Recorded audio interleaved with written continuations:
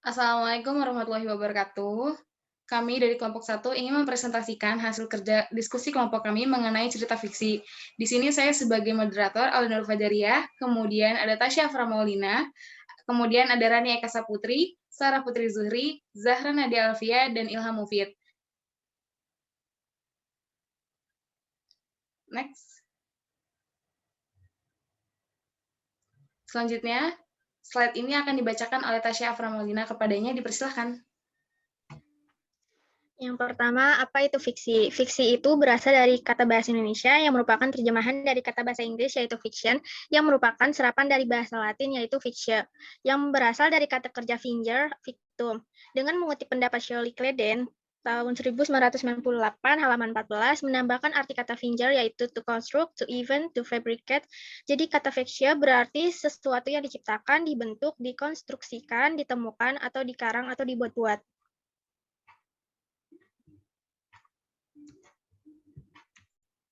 Dalam Dictionary of World Literary Terms, Shipley tahun 1970 halaman 119, kata fiction berarti istilah umum untuk narasi imajinatif sebuah karya yang dihubungkan secara tertutup pada kehidupan atau orang atau peristiwa sesungguhnya yang di dalamnya imajinasi pengarang membentuk materialnya. Herman tahun 2019 halaman 1 bahwa yang dimaksud karya fiksi adalah berasal dari kata fiction yang artinya hasil khayalan atau sesuatu yang sebenarnya tidak ada. Sedangkan menurut Sujiman menyatakan bahwa fiksi adalah suatu cerita rekaan, kisahan yang memiliki tokoh, penokohan, dan alur yang dihasilkan oleh daya khayalan. Jadi kesimpulan mengenai fiksi dari pendapat di atas yaitu fiksi merupakan suatu karya imajinatif yang dilandasi kesadaran, diciptakan, dibuat, dikarang, dan tanggung jawab dari segi kreativitas sebagai karya seni yang sebenarnya tidak ada. Selanjutnya akan dipresentasikan oleh Sarah Putri Zuhri. Kepadanya dipersilakan. Apa itu prosa? Kata prosa diambil dari bahasa Inggris yaitu prosa. Prosa termasuk karya sastra yang disebut cerpen, cerber, dan novel. Secara umum, prosa memiliki arti suatu cerita rekaan yang kisahnya mempunyai aspek tokoh, alur, tema, dan pusat pengisahan yang keseluruhannya dihasilkan oleh daya imajinasi pengarangnya. Selanjutnya,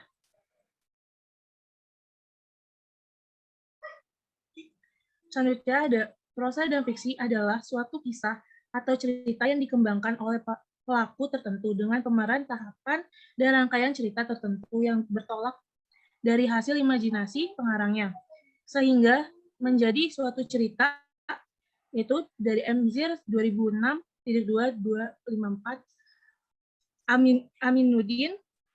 Selanjutnya ada Aminuddin 1985-2666 bahwa istilah prosa bisik adalah kisahan cerita yang diemban oleh pelaku tertentu dengan pemerannya latar serta tahapan dan rangkaian cerita tertentu yang bertolak dari hasil imajinasi pengarangnya sehingga menjadi suatu cerita. Selanjutnya ada dua faktor utama dalam penciptaan suatu peristiwa. Satu, ada faktor proses. Proses penciptaan dilihat dari subjektivitas sastrawan saat memproses alam sekitarnya dengan imajinasi. Yang kedua, ada faktor penciptaan. Semua hal yang terjadi di alam semesta, terutama yang berlangsung di sekitar kehidupan pengarangnya. Selanjutnya, itu dibacakan oleh Rani Eka Saputri. Selanjutnya, secara umum, prosa atau fiksi memiliki arti sebuah cerita rekaan yang kisahnya mempunyai aspek tokoh, tema, alur, dan pusat pengisahan yang keseluruhannya dihasilkan oleh daya imajinasi pengarang. Kesimpulannya, prosa merupakan sebuah cerita karangan yang berasal dari para pelaku khayalan dan memiliki pemeran tahapan dan rangkaian cerita yang bertolak dari hasil imajinasi pengarang, sehingga menjadi suatu cerita. Nah, lalu ada latar dalam fiksi. Menurut Nurgiantoro dalam Lubis, Fitria, dan Yudi, latar sebuah karya hanya berupa penyebutan nama, tempat, waktu, dan hubungan sosial tertentu secara umum.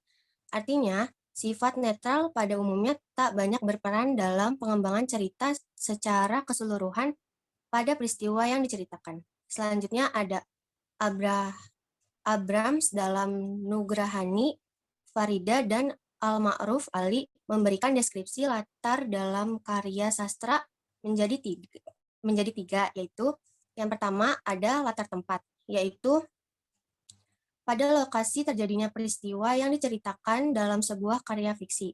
Penggunaan latar tempat dengan nama-nama tertentu harus mencerminkan dan tidak bertentangan kepada sifat dan kondisi geografis tempat yang bersangkutan. Selanjutnya ada latar waktu, yaitu dalam prosa dibedakan menjadi dua bagian, yaitu waktu cerita dan waktu penceritaan. Waktu cerita adalah waktu yang ada di dalam cerita atau lamanya cerita itu terjadi. Waktu penceritaan adalah waktu untuk menceritakan cerita. Selain itu, latar waktu juga karya sastra. Dalam karya sastra prosa juga menggunakan latar waktu kapan terjadinya konflik yang ada dalam cerita. Selanjutnya ada latar sosial, yaitu aspek suasana ini menggambarkan kondisi sesuatu atau situasi saat terjadinya dengan adegan atau konflik. Latar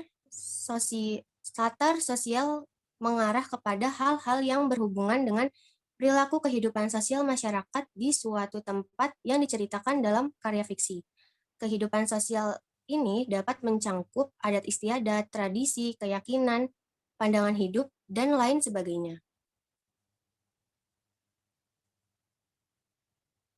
Selanjutnya, ada tokoh dan penokohan. Menurut Aminuddin, tokoh adalah pelaku yang menjadi pemeran dalam peristiwa cerita fiksi sehingga peristiwa itu mampu menjalani suatu cerita. Tokoh adalah salah satu unsur penting dalam suatu cerita fiksi. Tokoh adalah individu rekaan yang mengalami peristiwa atau berlaku andil dalam berbagai peristiwa cerita. Tokoh pada umumnya berwujud manusia, tetapi dapat berwujud binatang atau benda. Istilah tokoh lebih menunjukkan kepada orang atau si pelaku cerita, watak kewatakan dan karakter lebih menuju pada sifat dan sikap para tokoh. Lebih menunjukkan pada kualitas pribadi seseorang tokoh. Penokohan dan karakterisasi menunjuk pada penempatan tokoh-tokoh tertentu dengan watak tertentu dan dalam sebuah cerita.